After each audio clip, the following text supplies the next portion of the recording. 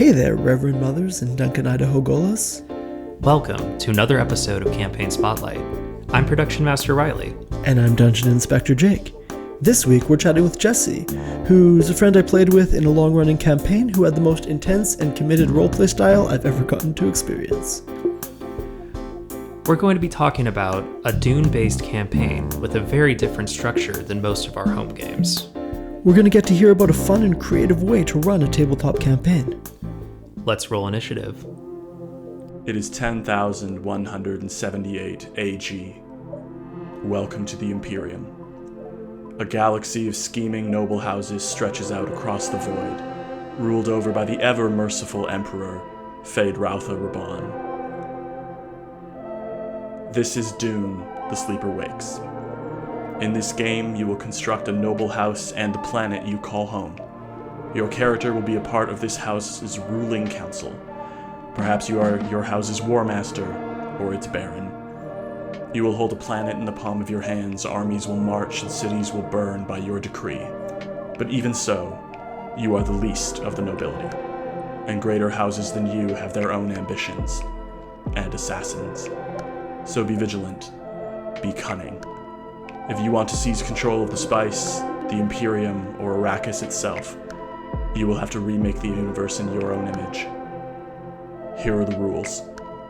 Rule 1. If your house is exterminated or exiled, your house's story is over and you will exit the game. Rule 2. Assassination is a very real threat in this game. Your characters may not get the chance to complete their stories. Be ready.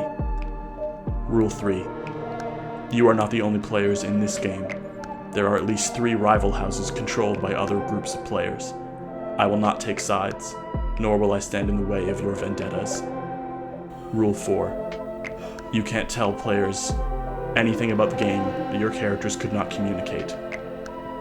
Let's begin. Chills. That was fucking phenomenal. Okay, wow. Not gonna lie, you describing this Dune game was a big part of why I wanted to do this podcast. Yeah. Anyway, yeah, let's get started. Hi, and welcome to Campaign Spotlight. Hi. Well, happy to be here. Do you mind introducing yourself? Oh yeah, sure, I could do that. I'm Jesse Cowell, longtime player of tabletop RPGs, including some that you're in.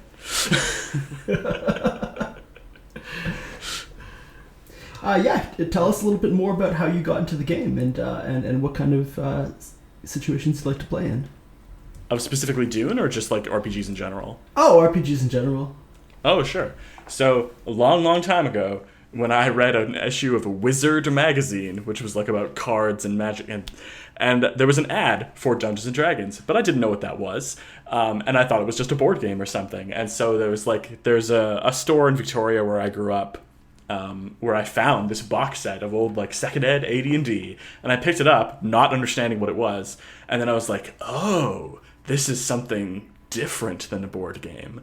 And then from like age 10, I just started like corralling friends into playing this game that I got all the rules wrong for years. But then eventually it just became like, it became my primary hobby. It became the thing, and not just D&D, but like the more I looked into RPGs, the more I realized there were lots of games that I liked, and it just became my primary hobby. It became what I do with my spare time. It sort of like, I love video games, I love board games, but like tabletop RPGs are my true passion. They're what I love to do. And so, yeah. We'll get into this a little bit more later, but do you Sure. mind telling us a bit more about how you got into the Dune game in particular? Sure. I read Dune only a few years ago, actually. I hadn't really picked it up before. And I really love Dune, with some provisos. It has not aged well in certain places. Yeah, and I also, Denis Villeneuve is one of my absolute favorite filmmakers, and so I knew that there was a Dune movie coming out, and because of the movie, Mophidius, an RPG company I really love, released a Dune RPG. And there had been some before, but I'd looked at them and not really been that impressed. So this one came out, and I saw early previews for it, and I was like, oh, I have to do this. Like, this is going to be something very interesting. And this also... That's sort of how I came to that game, but this game is also a bit of a spiritual successor to a game I ran previously. Quite a while ago, I was running a big, long, like, Game of Thrones game. And that died and didn't really conclude very well. And I don't just mean the show, I mean the game I was running. And I, too, can waste my cultural legacy. So then, though that game failed, it still had some of the highest highs I'd ever had as a storyteller, as like a person who's running a game. And I was like, oh, I kind of want to recreate that, but maybe I can do it better this time. Maybe I can learn from mistakes that I made.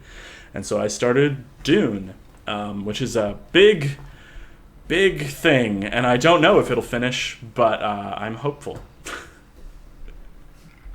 I'm hopeful. I hope it either finishes or ends better than Game of Thrones. Yeah. I mean, on that count, it can't really not... Like, even if it just stopped right now, that would be better.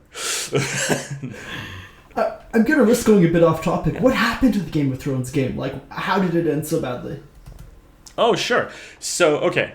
The Game of Thrones game actually will inform a lot of how the Dune game works, so it'll be sort of useful to talk about it. But basically, I started the Game of Thrones game with the idea that there would be many different players all playing different noble people across sort of a fantasy, like a made-up version of, not Westeros exactly, but a different setting that I made up. And the thing about it was, at the highest point, there were 17 players, and most of them were not in groups with each other. So...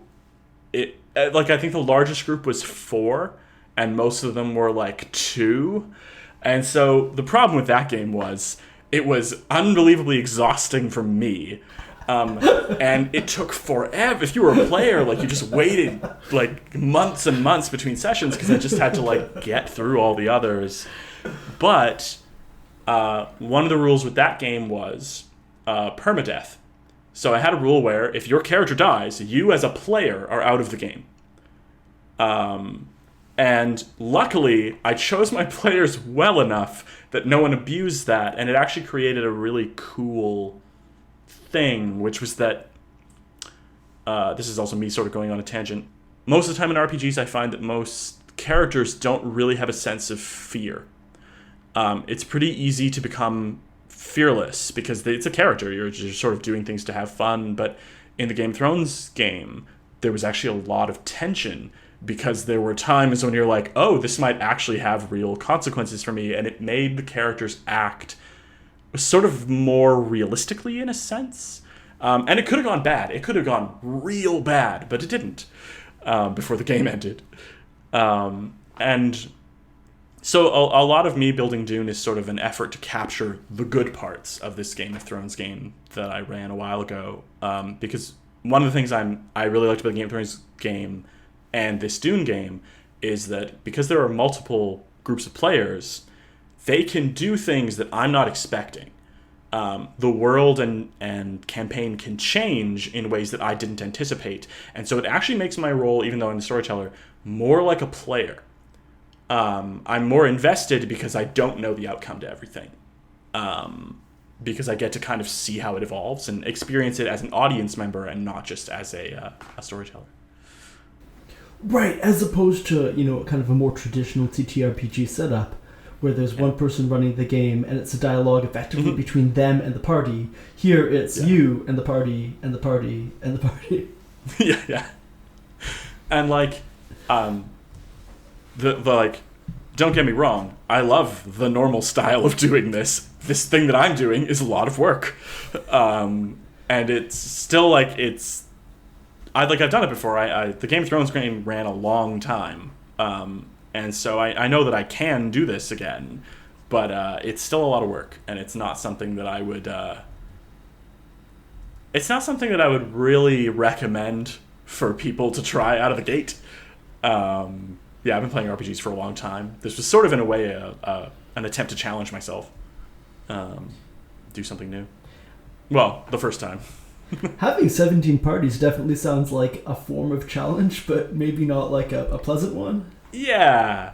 Not a good one, no. I think I learned. So in the Dune game, so I'm running a game called Dune the Sleeper Wakes. And in it, there are 3 different groups of players. Each composed initially of about 6 people. But I knew that these kind of games, because each group of players only plays once a month. And I know that just because of the way they go, there's usually player drop-off. Some people will leave the game. And that's already happened. Like, a couple of people have already left. What has tripped me up is that some of the groups have had no drop-off, and others have had more than their fair share. And so I may actually have to repopulate some of the other houses. But yeah, it's a work in progress. Can you tell us a bit about the story of the campaign so far? Yeah, sure. So there's a limit to how much I can tell you, actually, because this will be a public podcast, and I have to not tell too much about things. But I feel like what we'll do is we'll just have a spoiler warning, like just for these 12 people. You have a spoiler warning specifically for people who play this game. If you can give us like their names and addresses, we'll just post those publicly so that everyone knows who shouldn't listen. Yeah. Great idea. No problem. So this takes place in an alternate history version of Dune. I did that because I didn't want to, you kill Paul. I didn't want it to just trample over the book. That's not really too interesting to me.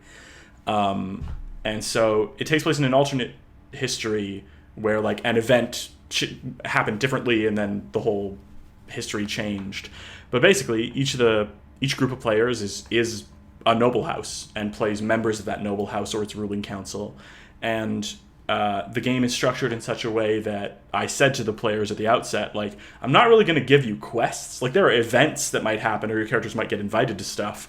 But for the most part, your characters are going to decide what you do with the game. So make a character with goals and desires. And I'll try to facilitate them and try to fill the world with consequences. Yeah. So I kind of lost my train of thought. Did that answer your question? It absolutely did. Is it reasonable to say that in Dune, there's some somewhat canonical objectives, like controlling Arrakis? Yeah, absolutely. So one of the problems with adapting books to RPGs is that they often are very monofocused. And so, for instance, in Dune, you get tiny bits of stuff that aren't on Arrakis. You get tiny bits of the outer part of the rest of the universe, but for the most part, the books are pretty focused. And so I have what the RPG has the task of, and what I had the task of was just expanding that universe. And the other thing about Dune is Arrakis is a prize. It's the most valuable planet. For anyone who doesn't know Dune, it's the most valuable planet in all the galaxy, and so the players don't have access to that. That's endgame. And that feels kind of weird because that's where most of the story of Dune takes place. But yeah, so the Emperor is different, but the Emperor is there. The structure of all the different noble houses from the books is still present, even if the noble houses are ones I've made up. And Arrakis is still the most valuable thing in the universe, and spice is still omnipresent and very powerful. So yeah, all the basic setting elements of Dune are still present. And just to make sure I understand, this is taking place in kind of a similar time frame to the canonical books. Yeah, so I don't know how far you want me to get into the alternate history I'm doing, because I don't know how. I sort of imagine that people who are listening to a podcast about D&D campaigns have probably seen Dune, but basically in Dune, Paul's mom is supposed to give birth to a daughter, but she chooses to give birth to Paul. In my setting, she chose to give birth to a daughter. And it's sort of imagining consequences of this decision. And so it takes place about 30 years after the first Dune novel would start, when that daughter has already married and has had children. And so yeah, that's the beginning. And I don't want to go like there's like a weird spoiler minefield here because there's spoilers for my game, but then there's also spoilers for the book Dune. And I don't know. So here, incoming spoilers for Dune. The Emperor in my setting is Fade Routha, who is the heir to the Harkonnens. But in my setting, he finally killed off the Baron and just assumed control of everything. Yeah, not the best person to have as Emperor was yeah, that's where it's at now. So the players aren't playing as the Harkonnens or any kind of big canonical houses like that. Who are they playing as? So each of the player groups made up their own houses. And specifically, in the system, there's a system for choosing your primary domains of each house, what they're best at. And so each of them has an area specialty. So the player groups are House Volk, which is sort of a house of architecture and city building. House Mornato, which is the house of transportation and vehicles. That's what they're primarily known for, and they build them. Not spaceships, but specifically like planetary vehicles. And then House Koskela, who are like a weird pleasure crafting house where they will partially terraform their own planet to fit a fantasy that you pay them to fulfill. So those are the three groups, and yeah, all of the player houses start on the very bottom of the noble ladder. So they're all like lesser houses, and the goal is throughout the game they may rise up or fall. Because I plan for the game to last a few years, and so we'll see if any of them manage to. And I mean, like most players are pretty good at stuff, they'll probably do well and improve the lots of their houses, but. Yeah. Is the idea that you improve the lot of your house something that's baked into this system? Because in a lot of, fantasy party campaign type games, there's this assumption that your first mission is 5-minute fetch quest, and then your last mission is kill God, right? And there's this really kind of canonical, well-established way that people's power ramps up. Does this system have that as well? Not exactly. The system and the game are... Well, so the system has experience points. Your characters progress. Your house can rise in fortunes. But in story, anyway, there's no particular reason you have to do that. It's just kind of... I think it evolves pretty organically out of the characters' desires. The characters want their houses to be stronger, so that's sort of what they try to do. That's not to say they'll succeed. I think, generally, a lot of modern games put a lot of power in the player's hands, and so it's not like they're incapable of success or anything. But one of the things is, I'm not going to do anything to, get in the way of the houses screwing each other over. So if they make enemies of each other, that's actually their most dangerous force. Because an NPC, there's limits to how much agency they actually have. But for other players, there's no particular limit to how much they might try to, kill you all. And I'll try to make it... I don't want it to get unfun, but I won't... I'm not going to stand in the way of the story or the characters. Right, and from a storytelling perspective, they kind of know that you're not going to send 1 million high-level assassins after every single one of them in the first session. No. I think... There's basically an assumption that, if the characters are ever going to do something that just, would be catastrophically bad, towards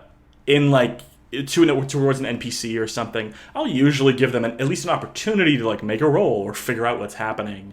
I'm not interested in just blindsiding the PCs, but I am interested in dealing with realistic consequences of their actions. And so, one of the houses...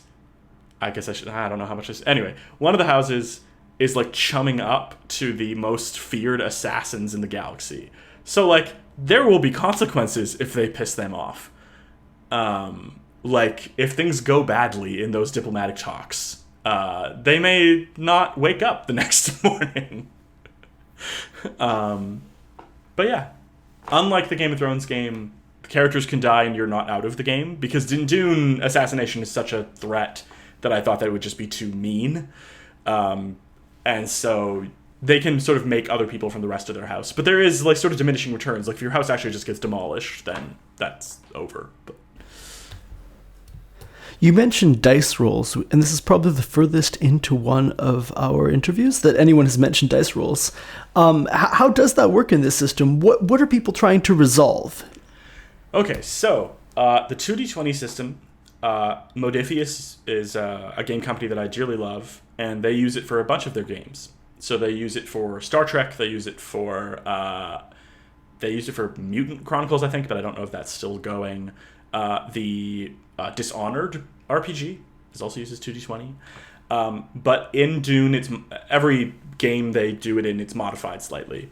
And so Dune has a very specific version of this rule system that, yeah. So generally, it's not like D&D, you don't have levels.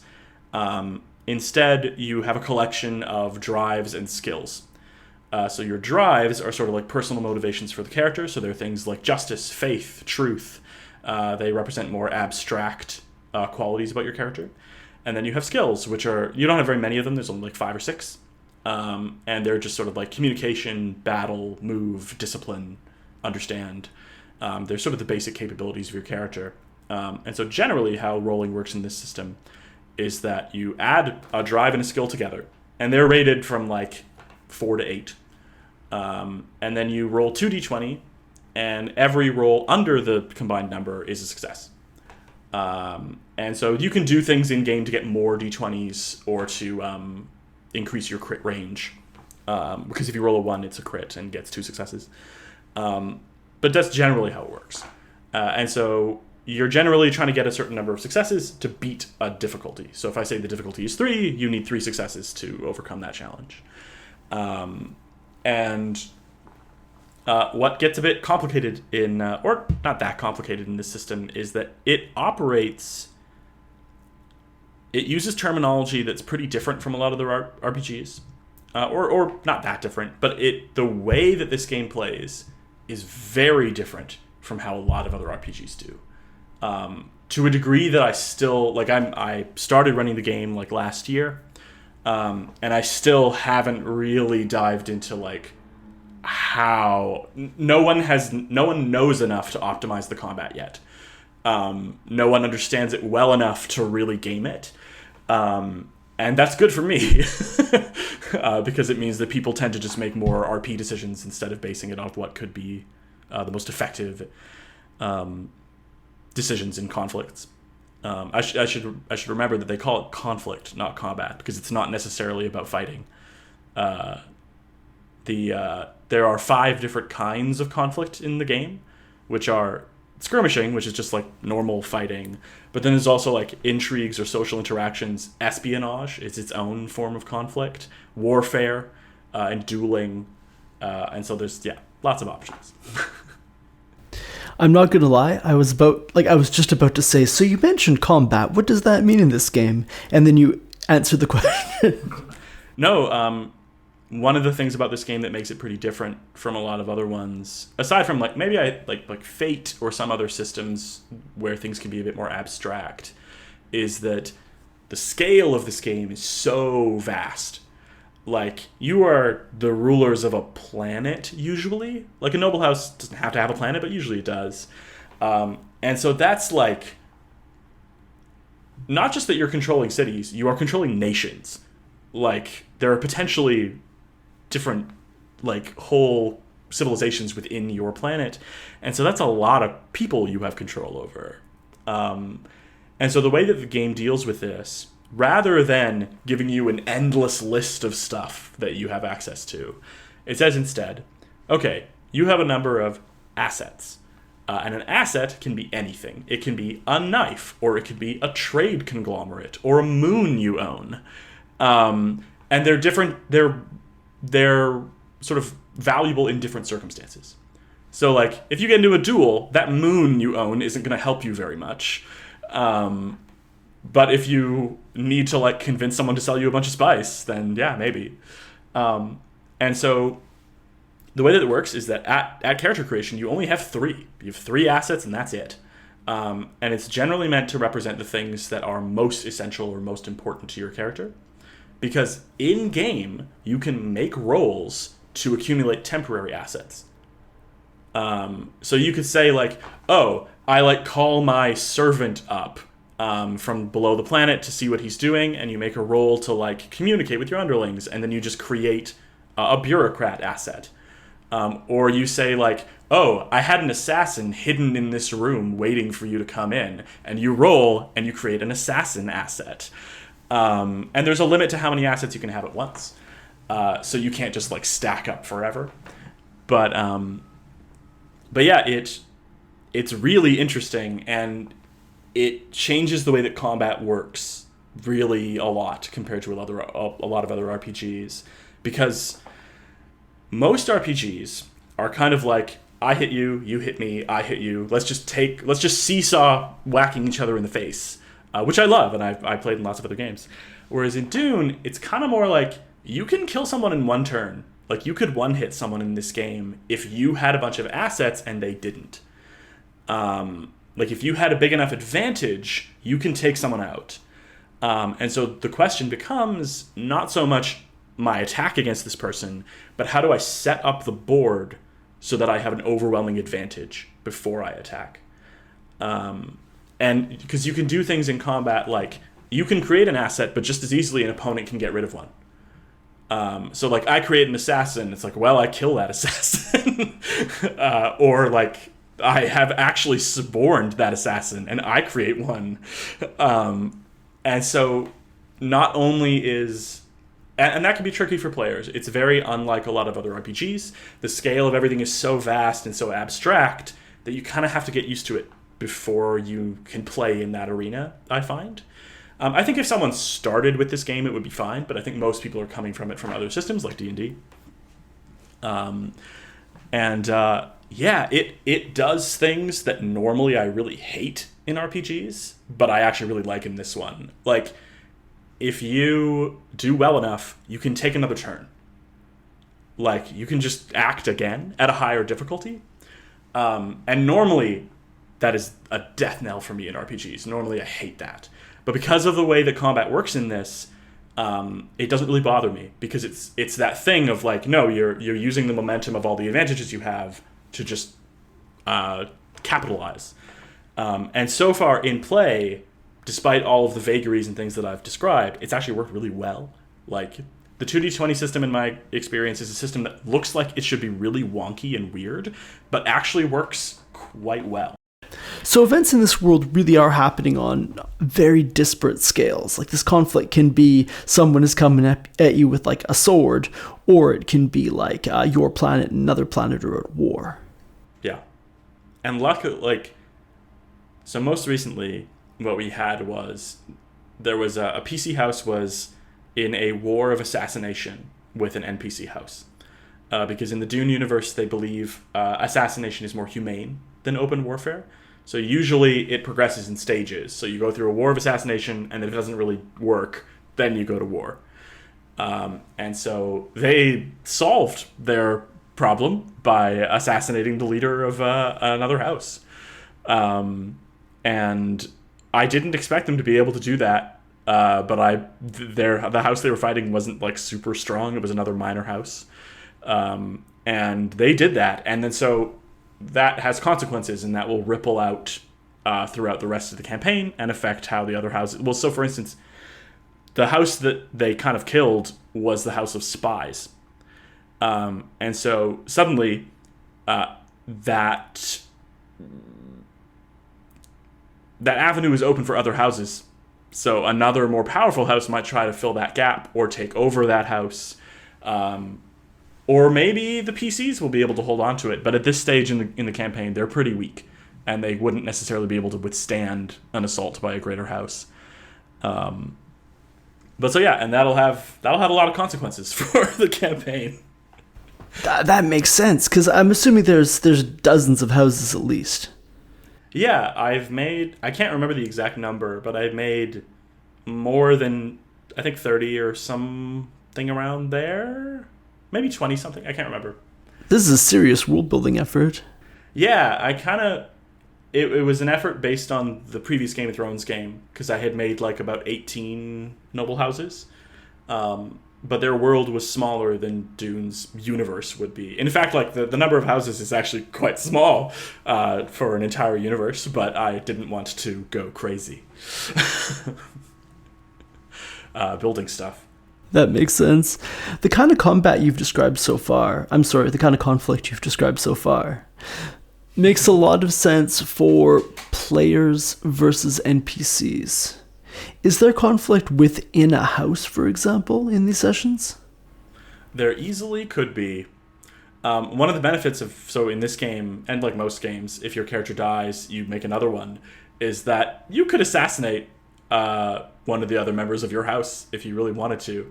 I don't think, right now anyway, I don't think there's any real desire for that. But like the story can go in multiple ways, and some of the characters are heirs to houses. And they might want to be more than that. So we'll see. By the time this episode comes out, we won't even need a spoiler warning, because your player characters will have killed each other off. Yeah. No, I mean most of the houses are fairly copacetic, though there are some tensions growing in some of the houses. But yeah, I'm looking forward to that. That sounds great to me. Is there so far conflict between the player houses? Not too much. There is one house that doesn't like another, but one of the houses doesn't know that they're enemies.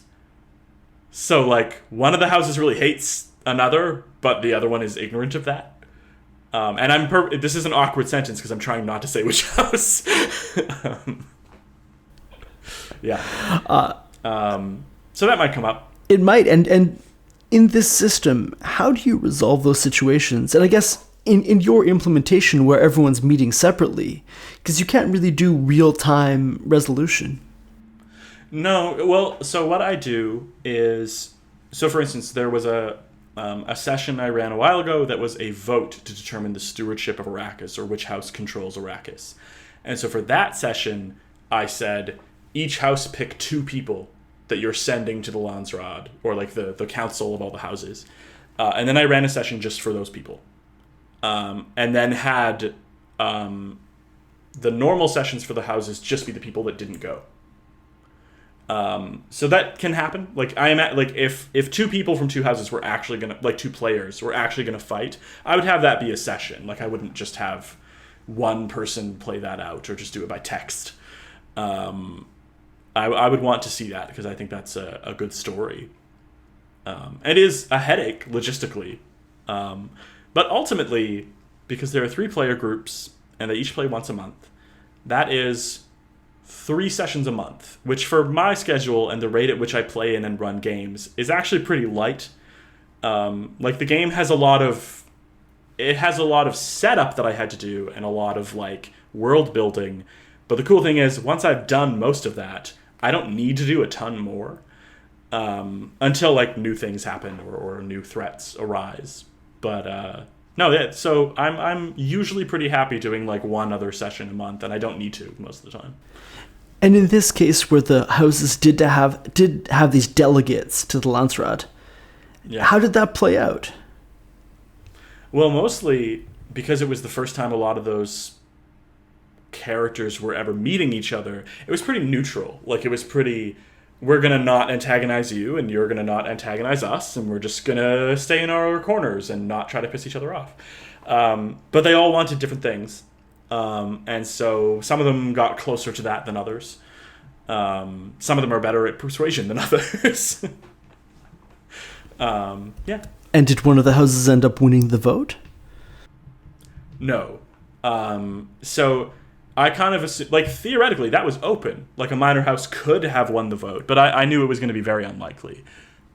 Just the other houses, the way the game is set up, the other houses would not have respected a minor house's ability to hold Arrakis or defend it.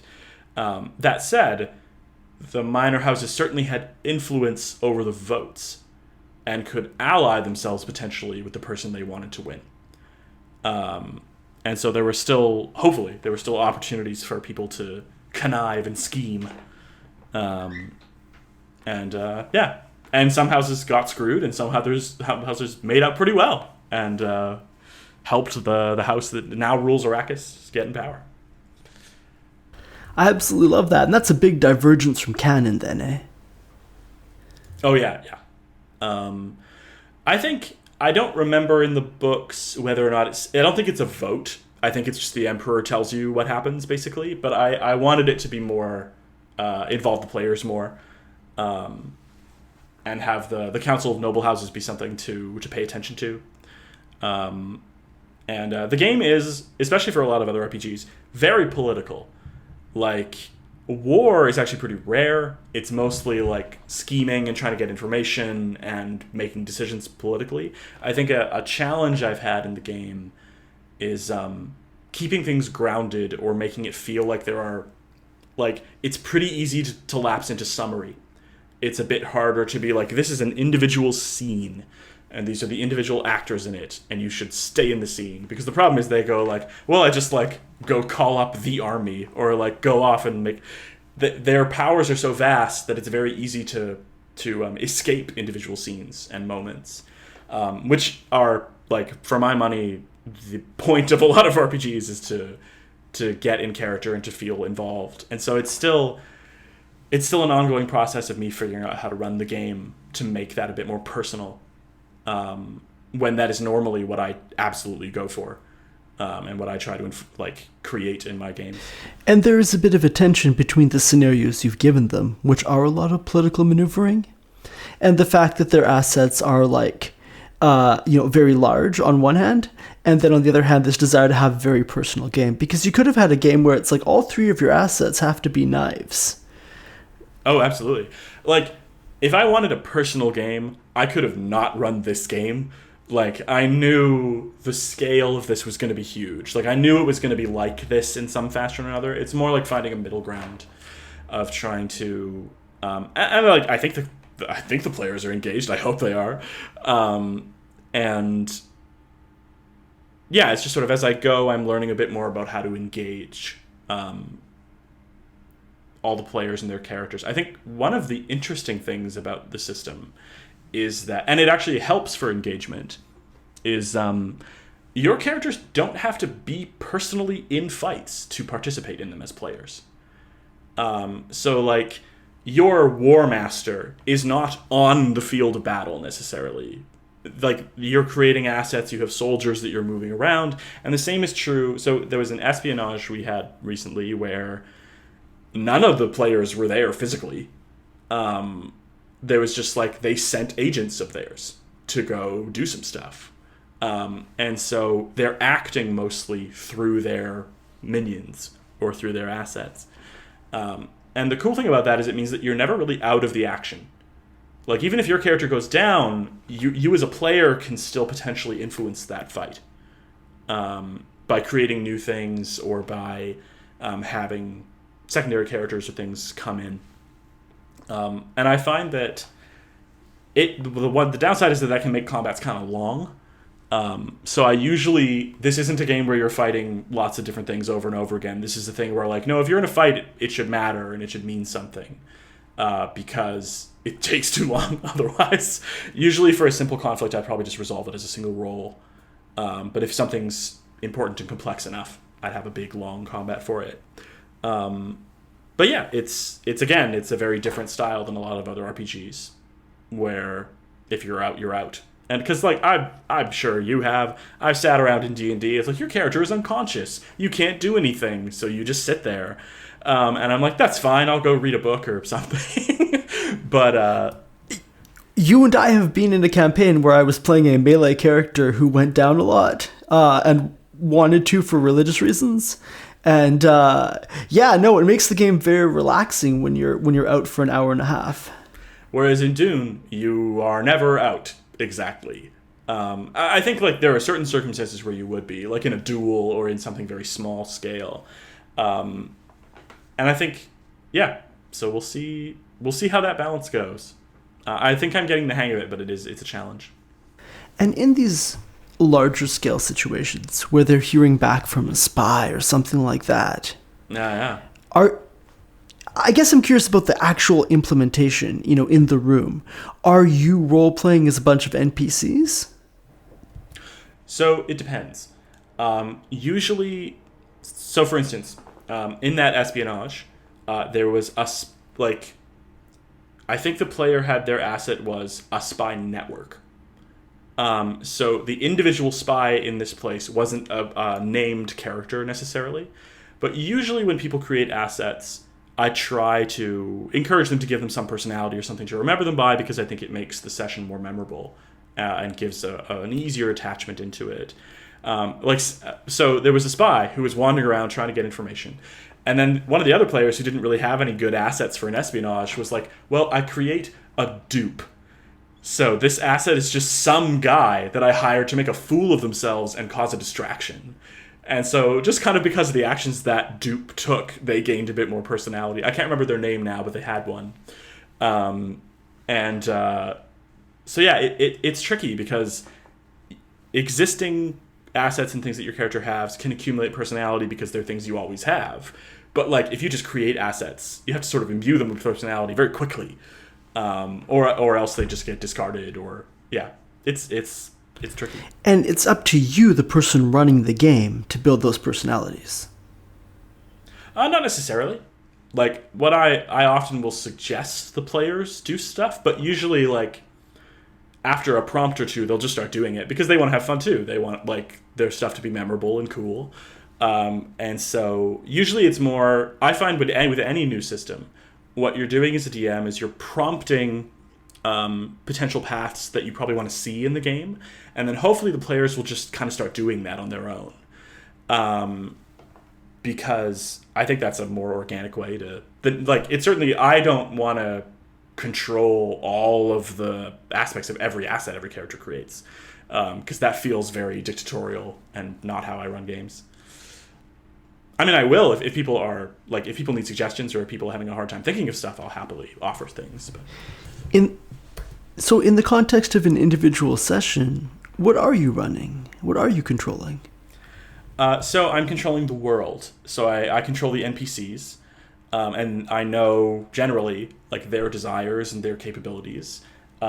Usually, if the characters are meeting important people, I'll stat them out, or I have a list of generic character types that I'll just pull from. If I have I need a guard, I'll just pull a generic guard.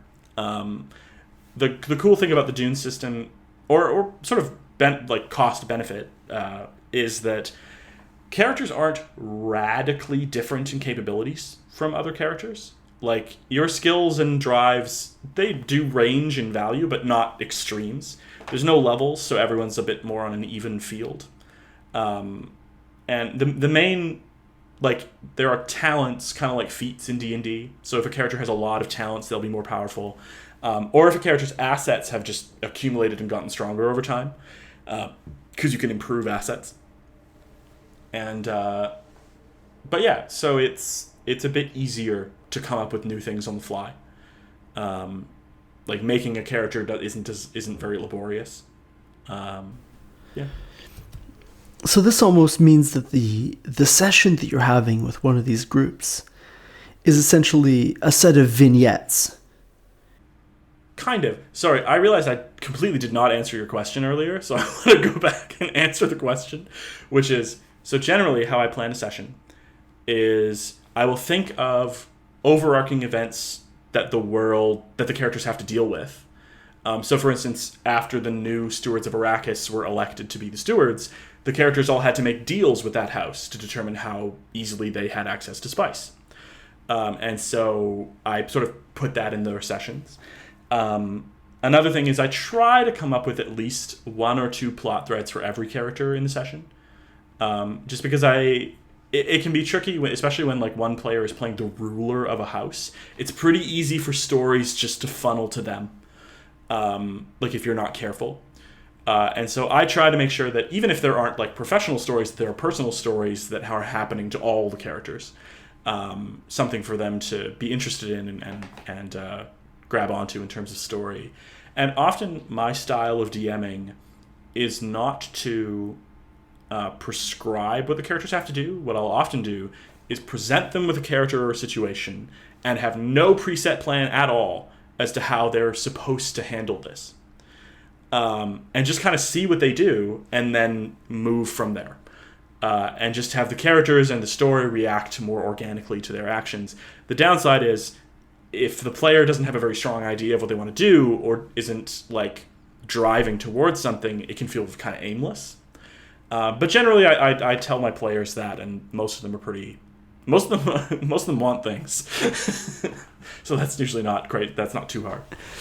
Can you give us an example of a kind of a personal storyline or personal goal that did work out well?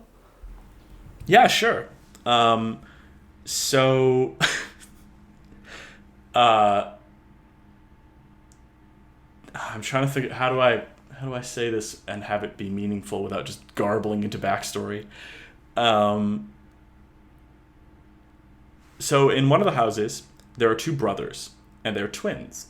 Although in the backstory of one of them is the sword master of the house, which is kind of like the Duncan Idaho of that house. Like they're like the best fighter, but also like the leader of the Secret Service.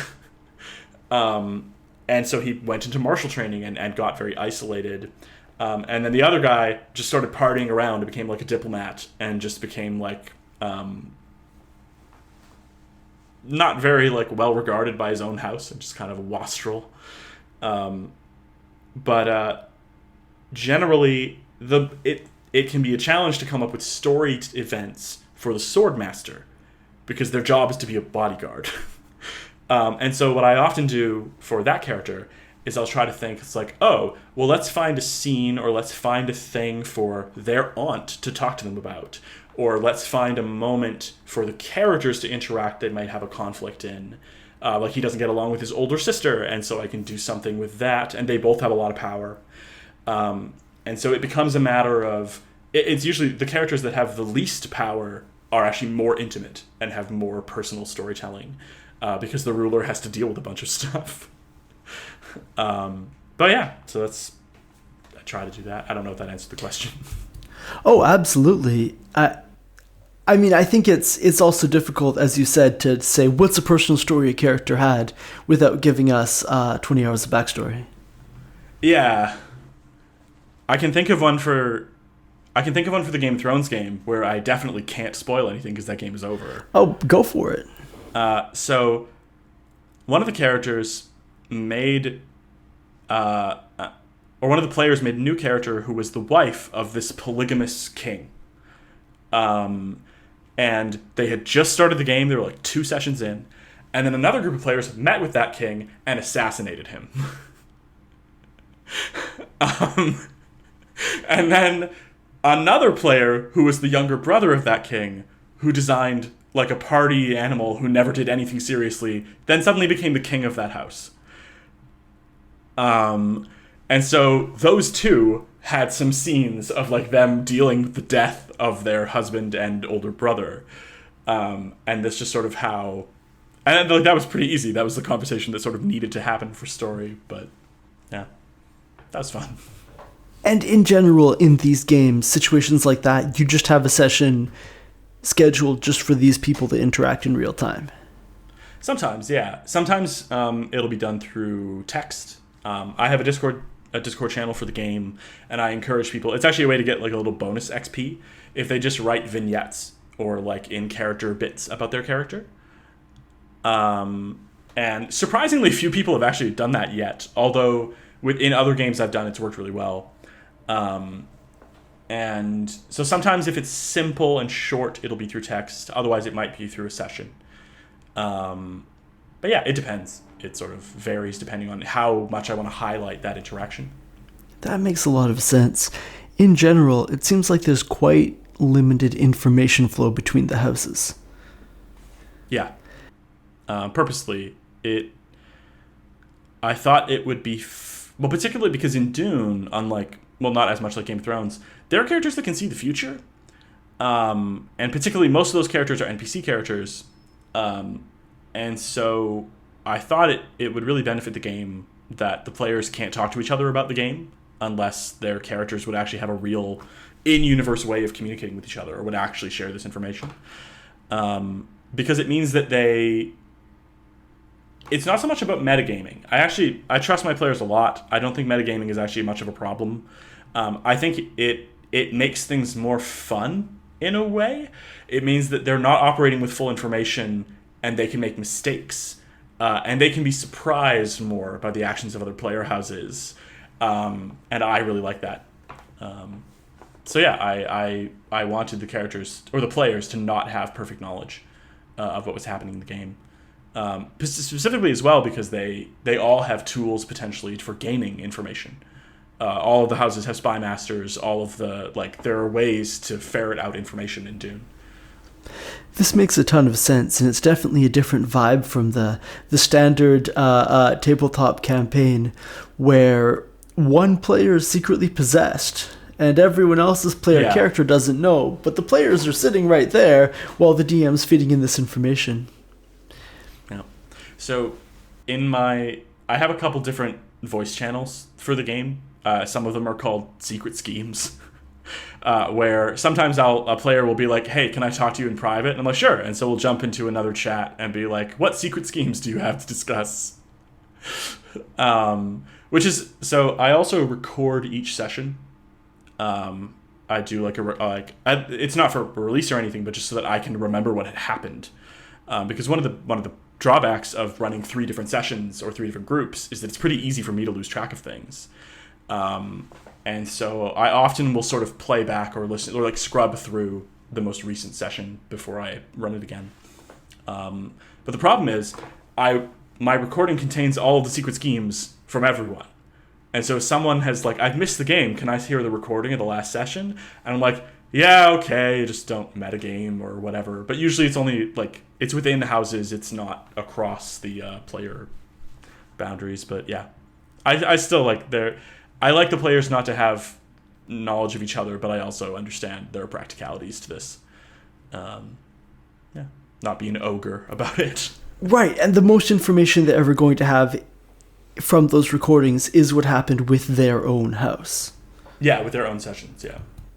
Does this ever lead to situations where people are maybe going in circles a little bit because they don't understand what's going on elsewhere? So, not so much because they don't understand what the other players are doing. I think one of the things is, so when I did the Game of Thrones game, it was right as the Game of Thrones TV show started, is when I started running. And so the thing is, lots of people were into Game of Thrones. It was pretty good at the time. And the thing is, Game of Thrones is pretty easily, it's a fantasy world. It's it's pretty easy to understand. Dune's world is real weird. And Dune just isn't... It's not popular in the same way. Most of my players had much less knowledge of the Dune universe than of Game of Thrones. And so I don't think it's necessarily that they go in circles because they lack information about the other players. It's they might not know enough about the universe yet to feel confident in it. And I think that will come as the game goes on and people get more. And I also, as more Dune movies come out. But yeah, so that was something that because it's funny, I really like the Dune movie, but I kind of expected to love it. Whereas I ended up just liking it quite a bit. And so it didn't... I kind of expected that once the Dune movie came out, everyone would be like, oh, that's what the game is. But it didn't quite happen that way. Dune is still a bit obscure. Or not, it's a bit alien to them still. And that's a bit of a problem, but I'm working through it and trying to make people more aware of all the different stuff in the universe. It's a big game. There's lots to know, and I don't want to front load everything on the player. So usually I'll explain things as they come up, rather than just trying to give them an overview of everything, because that's too much. Right, for sure. You can't really assign the whole Dune series and all the terrible other books written later as reading before they start. Yeah. But what can you do as the person running the game to kind of get people a little up to speed on how this universe works? Yeah. Well, so when I made characters with everyone, because it was a new system, I went through it personally with all the players. And I told them a sort of cliff notes about the Dune universe.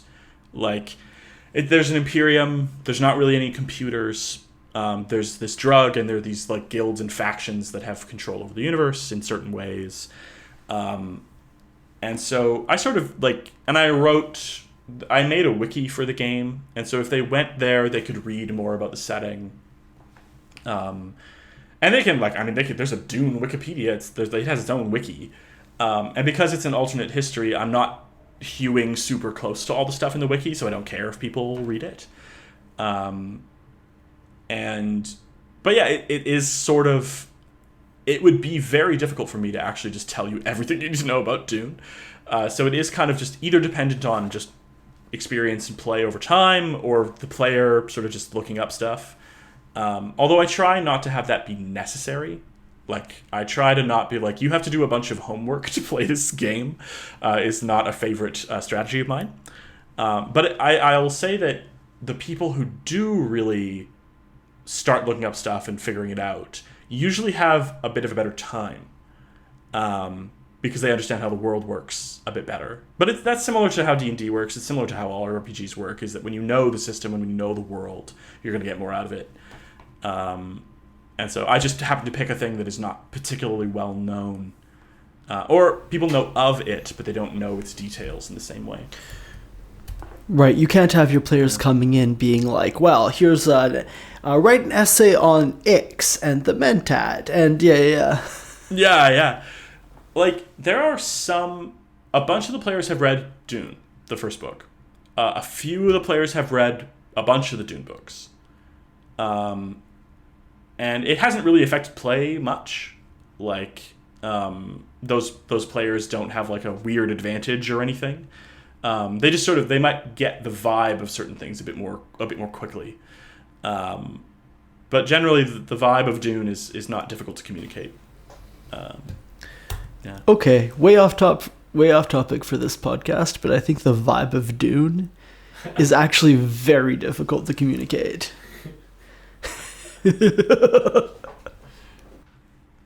Or more like, what I mean is all the individual elements might be complex in how they interact with each other, but like a Mentad is not that difficult to explain.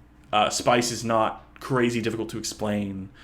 All the individual elements I can generally communicate pretty easily to the players what they are. It's more just like there's a lot of those details, and it's difficult to do all at once. That's reasonable for sure. Yeah. No, the emotional vibe of Dune, yeah, that's harder to encapsulate. So it sounds like right now, the way the players mostly interact with each other is through these special sessions that you set up sometimes. Do they have any other means to communicate by text or anything with the other houses? Oh, yeah, absolutely. So, theoretically, any of the houses can send messages to any of the other houses. It's just that at the moment, the player houses don't really want anything from each other, in particular. So it would probably take either one of the houses becoming more powerful, or one of them having, like, if one of the other houses really needed a city built, or needed cars, or needed a pleasure dome, that might be a reason why they'd have to go to the other player houses. But right now they don't. So there's not a ton of reason for them to interact yet. I imagine many of the houses will sort of rise in fortune and power, and as that happens, they will become more aware of each other. And it's funny. What I actually don't want to happen is for all of them to become the bestest friends. I'm fine if they have this like some allyship between them, but it would actually kind of like bulldoze the campaign if all three of the player houses got really powerful and said, we're chums now. And so, yeah. A year from now, the Imperium is replaced with the Troika, and it's just absolutely. like all of them. Yeah. I mean, like, that wouldn't be the worst way to end the game, but yeah. I feel like not enough Dune stories end with, and they all became friends and lived happily ever after. Yeah. They all became friends and lived colonially ever after. Oh no. So it does sound like you said the word yet portentously. So it does sound like you assume the houses will interact more in the future, or you aspire to have them interact more. I think what will kind of happen is a bit of a winnowing of, like, minor houses might fall or become vassaled or kind of absorbed by other houses. and that as the player, I kind of expect the player houses. I mean, like, I don't think it's a spoiler to say many of the characters in the houses want to increase their house's fortunes. And I don't think that they'll never be able to do that. And so as they become more powerful and become more on par with each other, their interests will actually more directly conflict. Because especially once they actually get into a position where they could be the stewards of Arrakis, and the other player houses could also be that there's more opportunity for them to... So one thing is, the campaign is set over 400 years. Because if you are a heavy spice addict, you can live that long. And so at start, it's only been like a year or like 2 maybe. But I plan for the game to cover a pretty vast span of time. And so I'm sort of stretching how far... Like, normally Spice doesn't make you live that long, but I'm sort of stretching it for my game. Just because it'll give opportunities for more machinations. Something longer scale. And the scenarios that they're presented with really are going to be scenarios that cause them to increase power over time, or give them the opportunity to increase their power over time. It's not so much that I'm going to present them with that. It's more like many of their goals are aimed in that direction. So when I say, what do you do? And they say, I try to get more power, I have to tell that story. And I'm happy to. Yeah. So if someone just said, like, I want to start a rock garden, I'd be like, cool, we could probably do this through text. But, yeah. So if like, and there are characters who don't really have a lot of ambition in that regard, who are mostly just sort of following in this, like, obeying the leader of the house. It's also really funny that in, like, every RPG I've ever played, I've never seen as many player characters dump their combat stats. Just like many of the characters are just terrible at fighting in a way that's delicious to me. But the way you set this game up, it rewards abilities other than, like, swords. Yeah, absolutely. But it also, if an assassin sneaks into your room, there are reasons why you might want to be good at fighting. But no, I'm actually quite happy that few of the characters are good at it, because it means the characters who are good at it feels more like a specialty. Rather than in say, D&D, where you all have to be good at it to some degree or another. Like, that's how that game works. I mean, you can play it differently, but it's how it's set up to work. Right, there's a certain set of underlying assumptions. Yeah. Yeah. And yeah, you don't have to obey those assumptions, but that's what's been structured in. Whereas in this game, the structure is that you will be involved in conflict, but conflict can take so many forms that you can kind of be good at you can be good at anything and still contribute. Like, for instance, there's a system in this game called momentum. So that if you succeed really well at a task, you generate momentum, which is added to a group pool that all the players can spend from. And so it's not like action points exactly, but like you can spend momentum to get extra dice, you can spend momentum to sort of affect stuff. And one of the ways you can generate momentum is just by observing and like gathering information on stuff. So like even if a character can't really contribute to a fight, they can like get information on things. They can study their opponent, they can read them, and that still helps the other players if they roll well. Yeah. And so I think it's a game that, despite being this weird, vast scale, there's so many opportunities for the players to be involved and to not feel useless in a situation. This sounds absolutely fascinating. I could take up 2 more of your hours drilling you about this game and extracting spoilers. I think at this point it would be really helpful to talk about, I guess, the implementation on your end. How is it that you put together this game, keep track of everything that's happening, make sure that what you're communicating to people is the appropriate level of information? Sure. Well, so in terms of prep, the first thing that I do often when I'm designing a game is I start image trawling. So I go through Pinterest, I go through ArtStation, and I just find usually images of characters that sort of spark something or make me interested in them. And then and for Dune, it was actually kind of hard because like pseudo Arabic sci-fi is actually a fairly niche image market, where in fact like fantasy or whatever, you can find so many images of those things. But so what I started doing was just gathering images, and those become my cast of NPCs. And so from there, I just start labeling and naming them, separating them into lots of different folders of all the different houses. And then from there, I wrote the wiki. Normally, I don't usually do this for games. This was a game where I knew I wanted it to last a long time, and it was full of information, so I knew I wanted something that all the players could refer to. So I wrote a wiki for the game. And it is probably the most work I've ever put into a game, at least from prep. But it's immeasurably useful. It helps me keep track of all... Like, I will literally, like, before a session, I'll go and, like, refresh myself on the house that they're dealing with, or, like...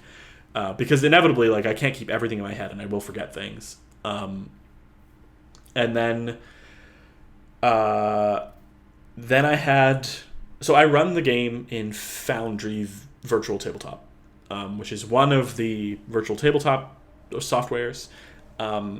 Unlike a bunch... So normally, like D&D I find is useful to have a grid. It's useful to understand where everything is and to know tactically the position of everything. Normally, the other games I run, that isn't necessary. Most of the games I run are just sort of like you're talking to a person in a room. You don't really need to know exactly where they are. But for Dune, because of the way that assets work, and because they don't have to be where you are, I kind of do need a position tracker. Like, you need to understand where everything is. Right. So that's actually been really useful. And even, like, I started this game during the pandemic, but I think even after the pandemic is over, I'm still going to run it online. Because it's just easier to track everything and make sure I know where things are. And then I backed up the wiki and the Foundry stuff that I wrote in. What other things logistically? Often before a session, I will create new NPCs to fill out the cast or people that I haven't represented. By this point, I've made stats for a lot of the NPCs, but it's still not near all of them. And sometimes in off hours, I'll just start doing that. Like, I'll just start statting some NPCs for the game just to save myself work in the future. Because basically, the Game of Thrones game that I ran before, I did a lot of prep work, I did a lot of work in the early stages of the game, but then once the game got going and the plot really just went along, I had to do so little prep for individual sessions. Like, I knew what was happening. Like these characters are reacting to this thing. I know all the characters and their motivations. I know the world. And so I'm hoping that Dune will kind of become that. That eventually I won't actually... All this prep I'm doing now will save me prep in the future. That makes a ton of sense. Is there any media... Okay. With this campaign, this question seems kind of ridiculous. Other than Dune! Is there any media? Sorry, I just threw out the mic, didn't I? You're good. Okay. Just a tiny bit. Okay.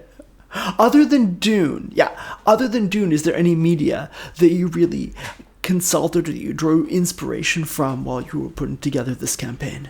Well, weirdly enough, Game of Thrones.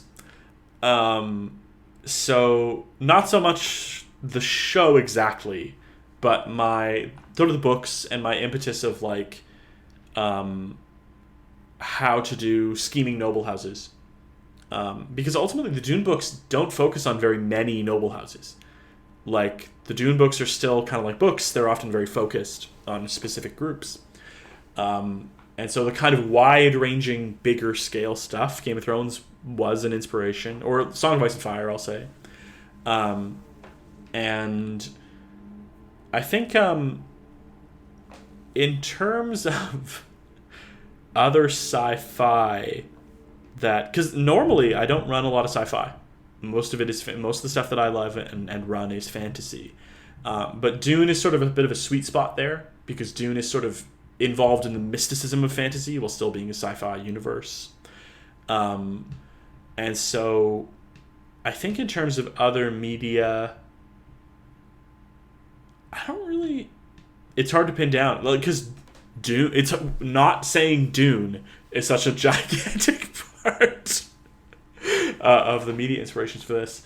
I think Dune inspired me to write a Dune-based story in the Dune universe. I think Dune. Okay, I'll try to think of other things and elements that I really like to put in stories. Okay, so I'm a big fan of Warhammer. And there's a bit of a feedback loop. Because if you look at Warhammer and read it after having read Dune, you're like, oh, a lot of this is cribbed from Dune. Like, there's such a gigantic influence. Like, Judge Dredd, Dune, and Alien, and, like, a bunch of other stuff occupy that space. But Warhammer is more diverse than Dune. Not in a, like, pro-inclusion diversity sense, but just, like, there's more planets, there's more worlds, there's more characters.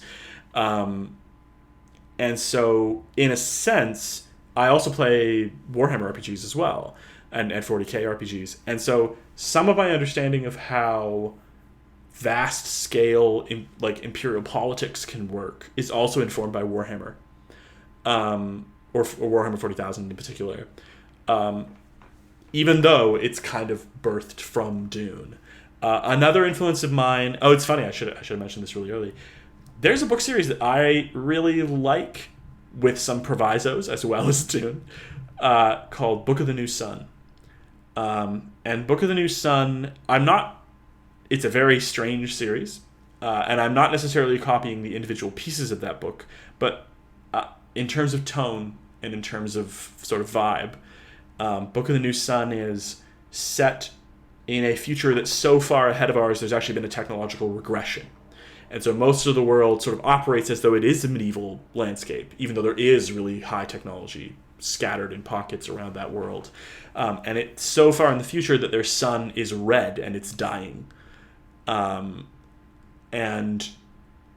there's this attitude in Book of the New Sun of just like people not quite understanding the full context of what's going on, but still approaching it with like thinking they know what's going on.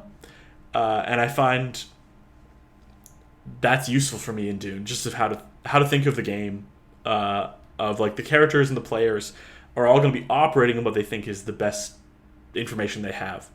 But in general, they're kind of in the dark, particularly because one of the things that's tricky about Dune is that there are certain characters that can see the future, and that until you have that capability or a way to thwart that capability, you're probably going to lose to those people, or like generally, like you're not going to have a very easy time thwarting someone who can see what you're going to do. And so I'm kind of no player has really gone up against that yet. There are only a few characters or NPCs that can really see the future, but like I'm going to require that like you'll need some way of thwarting that in order to really gain an upper hand here. Yeah, I don't know. Yeah, I don't know what else. Sorry, that's not the best answer. This is an incredible answer. I would not have thought anyone would name check Book of the New Sun. That is a wild series, but yeah.